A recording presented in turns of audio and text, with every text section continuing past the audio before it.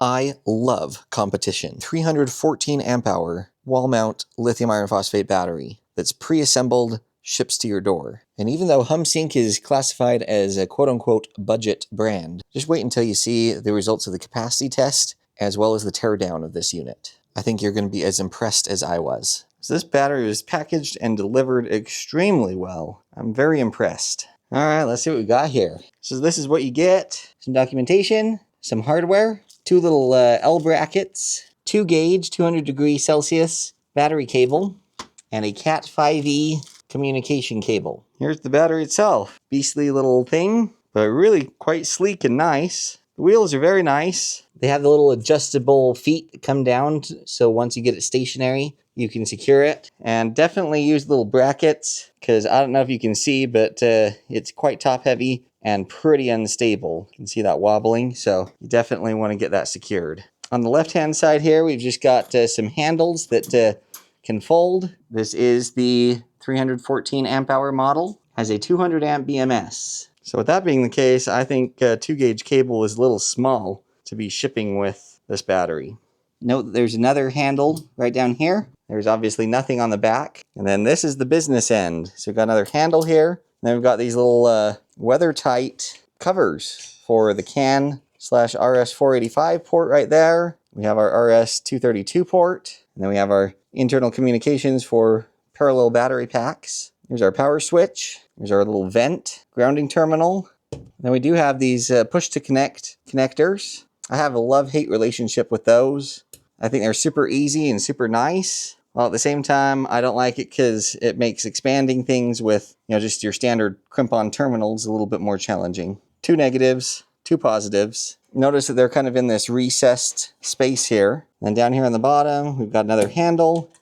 And we've got a little weather-tight cover on this breaker right here. And you can see it's exactly 200 amps as well. So let's see if the BMS gets its power from this breaker or not. Push the power on button. Yep, and the screen booted right up. I've got some kind of film here I gotta take off quick. Boy, this screen is very reflective, but we've got nice branding here. If we go to pack right up here, got all kinds of information. We've got our state of charge indicator here, pack address, voltage, max temp, current, minimum voltage, current temp, minimum temp, and then check this out. It's got an active balancer in it. So this is going to tell us, what kind of balance current we've got going on. And you can actually turn the balancer off and on, which is pretty cool. And you can see down here, we have charge on, discharge on. Coming here to cells, we can see the current voltage of all the individual 16 cells. And pushing this temperature button, you can see a readout of all the different temperature sensors. Coming down here to alarm, tells you any information that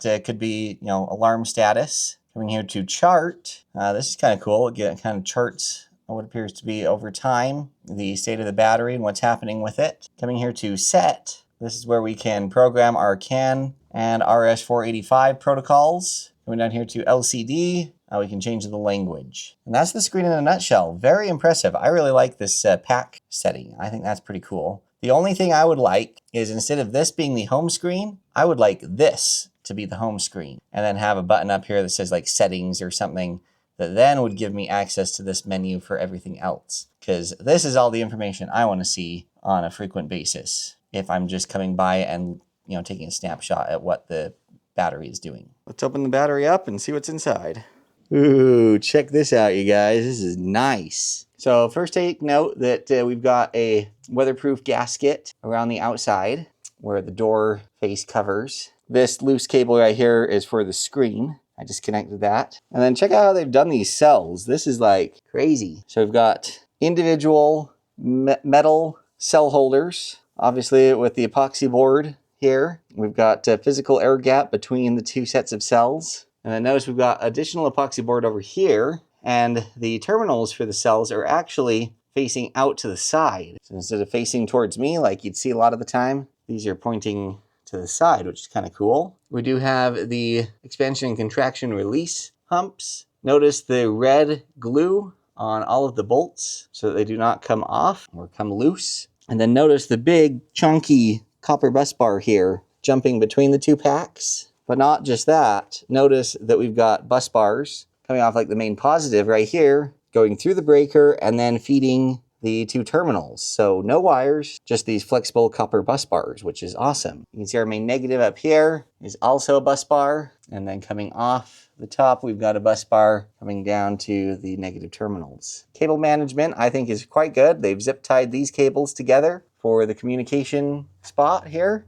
They had some excess wire up here, and they've very nicely tidied it all up here with zip ties. They've even armored it with this piece of flexible conduit, it looks like. And then once some of these wires come out of that conduit, notice that it's still armored, and a little wire peeks out here, but then they continue to armor it as it comes down. Same thing with all the balance leads here, all armored with this covering here. Every single bolt has that hard red glue on it. The BMS is huge. The BMS is Humsienk's brand. I'm going to flip the video 180 degrees so you guys can read what that has to say without standing on your heads. I can see at least two temperature sensors. One is buried under that glob of white glue right there. And then we've got another one right over here. So yeah, overall, I think this build is very impressive. Leave your comments down below and tell me what you guys think and if you agree, or what I may have missed that jumped out at you. It could be a concern or a problem. As far as I can see, this is very, very well built, which is crazy for something as budget-oriented as Humsienk. I'm genuinely impressed. Sorry, I'm a little tight on space here today.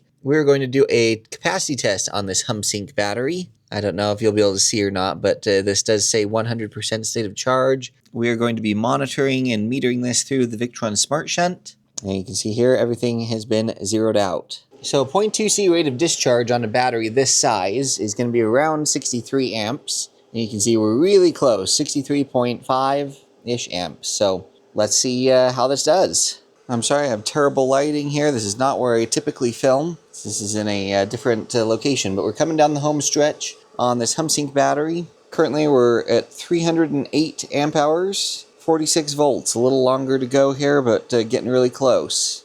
Okay, we're starting to get a beep from the inverter. We're so close. 313. Oh, it just shut down right there. 313.3 amp hours. So just a few points of an amp hour away from full capacity. That would be within the margin of error in my book. Probably just another cycle or two on this Humsienk battery to really get some good top balancing happening with the cells in there. And I am pretty darn certain we'd be able to pull 314 amp hours from this. But it was the battery that shut down. You can see our voltage is dropping pretty substantially here. Anyway, I'm going to classify this as a pass just because of how darn close we got. All right, heavy load testing on this Humsienk 314 amp hour wall mount battery. I've got it hooked up here to this watt cycle 12,000 watt inverter. I think the limiting factor for this will be how many loads I can actually put on it. But let's give it a shot. Currently I'm pulling just shy of 2,000 watts, and that was from the inverter. This is the Humsienk app here, and we can see that we are currently pulling 41 amps, just over 2,000 watts. So let's turn things up a little bit. I've got this charge verter. This should add a little over 100 amps to this. With the charge verter running at full tilt, we're maxing out at 160-ish amps. I'm going to add this space heater next. 205 amps. 200. Settling down a little bit. All right, let's see if it can handle something close to 10,000 watts. We'll add this heat gun. 235.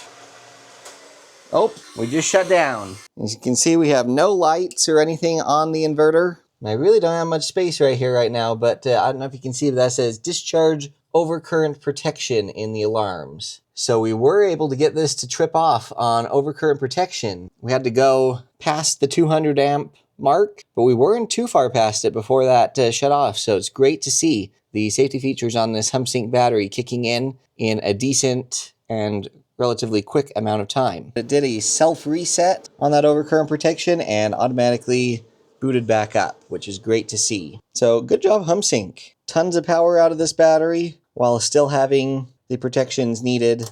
I love seeing that. All right, let's test internal communication with this Humsienk battery and this watt cycle 12,000 watt inverter. So just take this communication cable here. We're going to plug it into the CAN/RS485 port. Go ahead and power up the battery. Then we're going to come here to this set button And we're going to use CAN protocol. We're going to set it to Pylontech, which is what it's set to. Then on this inverter, we're going to hit settings right here. We're going to come to BMS. You can see here, I've set it to communicate via the CAN protocol, and I programmed it to be the Pylontech protocol. So now if we go back here and click on the battery, we should see a 100% state of charge right there. If we come to this pack here, you can see that we are 100% state of charge here as well. So we do have internal communication. This isn't my typical location for where I make my videos. That's because I'm going to be using this battery in an upcoming project that a lot of you will enjoy seeing, have a lot of fun with. So stay tuned for that. But where you usually see me film is next to my tower of power, and I have the EG4 12000 XP there. The EG4 products have Pylontech protocol as well.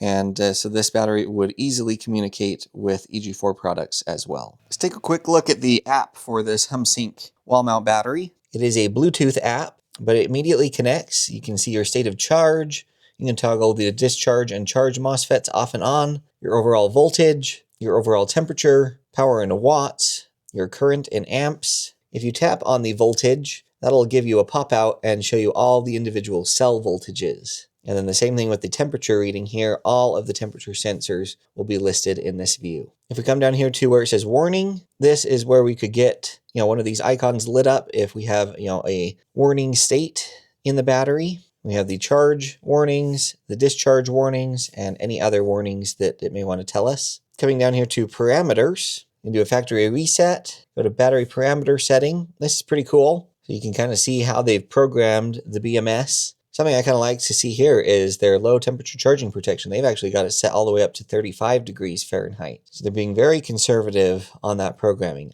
Now, one thing that's fun about Humsienk is they actually allow you to change the parameters. So let's go ahead and type in 33 degrees Fahrenheit. And if you take a look, it's adjusted to 32.9 degrees Fahrenheit, so close enough. But you can actually manipulate some of the programming in the BMS from their app, which is very unique and quite nice. I like that. And then if we come here to About, you've just got some contact information for Humsienk, a link to the manual, and a way to toggle your temperature units from Celsius to Fahrenheit. Please comment, you guys, and share your thoughts and observations about this Humsienk wall mount battery. Why would you buy it? Why wouldn't you buy it? And if you're not going to buy this, what alternative are you considering? That is very helpful to me, as well as those who are watching this video and going through the comments to hear all of your thoughts and observations. We can learn a lot from each other. I've learned a ton from you over the years in the comments, so keep them coming. Can't wait to hear your thoughts on this. You guys will be sure and want to be subscribed. You may have noticed that this is not my typical filming location. The Tower of Power is nowhere in sight. That's because I am deploying a brand new system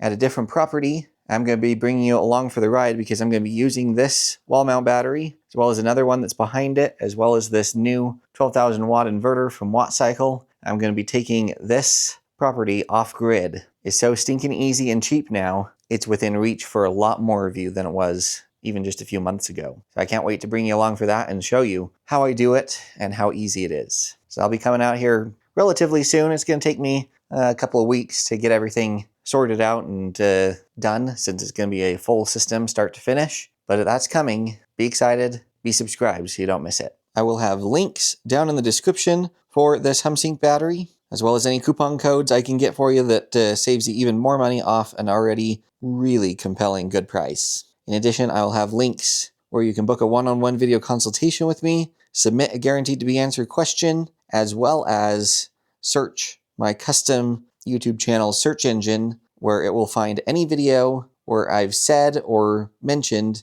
any matching question or keyword that you submit to that search engine. It's a really great way to find information in my videos that you maybe didn't realize I had already covered. So take advantage of all of those. Don't forget to like, comment, share, subscribe, and hype. The YouTube algorithm is very strange these days, and it's a little bit of a struggle for small channels like mine to get their videos in front of eyeballs without your participation and help doing those 5 free things. So please do that. Giant thank you to those of you that do that regularly. I see you, I recognize your effort, and I want to say a huge, huge thank you to all of you. We've always got more epic stuff, as I mentioned, plus other stuff in between. So stay tuned, stay excited, be safe, and we'll catch you all next time.